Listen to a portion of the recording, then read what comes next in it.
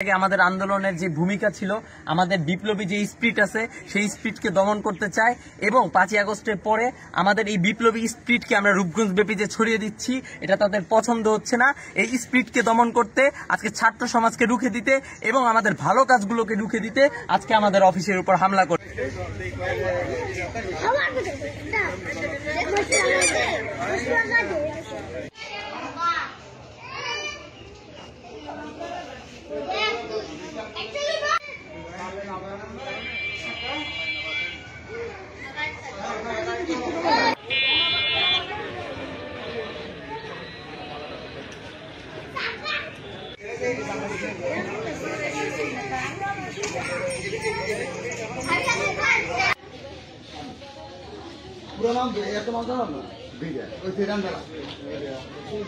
কালকে রাতে সংগঠনের মধ্যে দুর্বৃত্তরা আগুন দিয়েছে এবং আমরা আশঙ্কা করতেছি যে এই দুর্বৃত্তরা আগুন দেওয়ার পিছনে বৈষম্যবিরোধী ছাত্র আন্দোলনের আমরা কিন্তু প্রত্যেকে এখানে যারা মেম্বার ছিল তারা অ্যাক্টিভ সদস্য এবং 5ই আগস্টের আগে যে 3 তারিখে কাঞ্চনে যে আন্দোলনের ডাকটা দেওয়া হয়েছিল সেটা এখানে আমাদের প্রগতিশীল বাংলাদেশের অফিস থেকে দেওয়া হয়েছিল এবং এখানে একটা লিস্ট তখনকার সময়ে আমাদের তৎকালীন যারা ক্ষমতায় ছিল তাদের কাছে গিয়েছিল এবং হুমকি স্বরূপ প্রত্যেকটা সদস্যের বাসায় হুমকি গিয়েছিল এবং সেই জেরেই আমরা আশঙ্কা করতেছি যে আমাদের আজকে প্রগতিশীল বাংলাদেশে একটা সামাজিক সংগঠন, এটা আমার মনে হয় যে এইভাবে আগুন দেওয়াটা খুবই নিন্দাজনক এবং আমি প্রতিবাদ জানাই।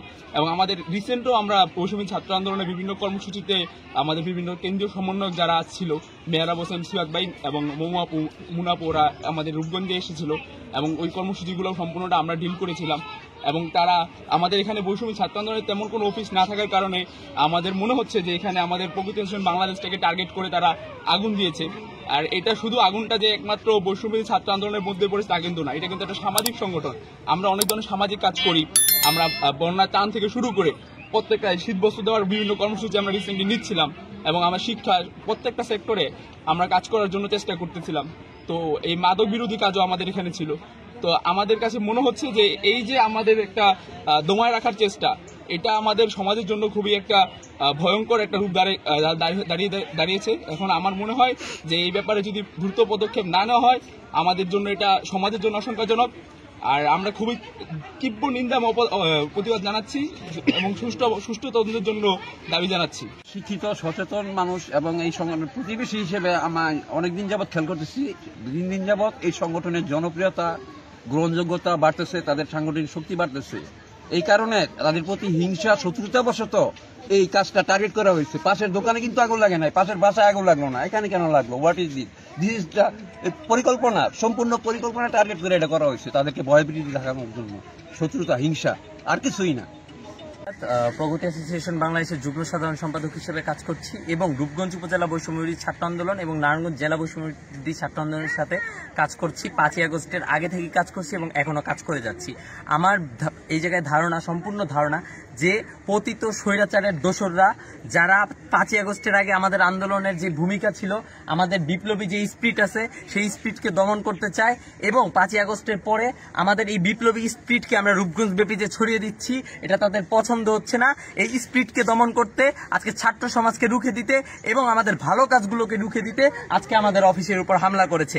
আমরা আমাদের সম্পূর্ণ আশঙ্কা করছি এটা পতিত স্বৈরাচারের উপর। এবং এছাড়াও আশেপাশে বিভিন্ন এলাকায় জয় বাংলা, আমরা বিশ্বাস করি যে জয় বাংলা মুক্তিযুদ্ধের একটা গুরুত্বপূর্ণ স্লোগান, কিন্তু তারা জয় বাংলাকে যেভাবে হত্যা, ছাত্র হত্যার হিসেবে ব্যবহার করছে সেটার প্রতিও আমরা তীব্র ঘৃণা জানাচ্ছি। আজকে জয় বাংলা লিখে তারা ভরিয়ে দিচ্ছে এবং এটাকে আমরা একটা ষড়যন্ত্র হিসেবে দেখতে পাচ্ছি।